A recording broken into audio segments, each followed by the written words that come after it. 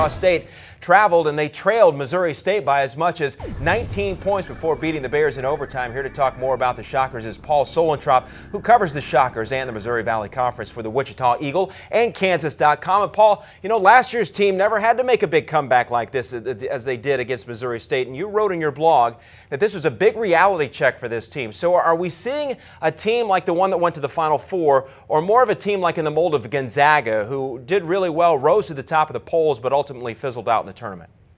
I think they're more a team that can make a run toward the Final Four. They don't turn the ball over. They don't make many mistakes. So I don't see them as a team that's likely to get knocked off real early in the tournament. Paul, what will opponents learn from that Missouri State game? How can the Shockers be beat?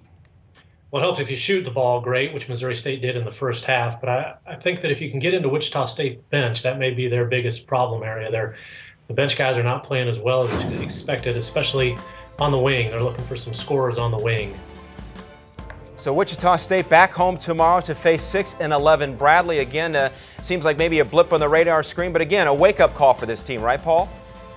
Yeah, I think it's going to be tough in the Missouri Valley Conference, especially playing on the road. You know, you're scouted really well. You're going against teams that are well coached, and you know, while the national reputation may not be as good as in past years, I think there's going to be some Valley road games that are really going to test Wichita State. All right, Paul, thanks very much for the time and the insight. We appreciate it. Thank you.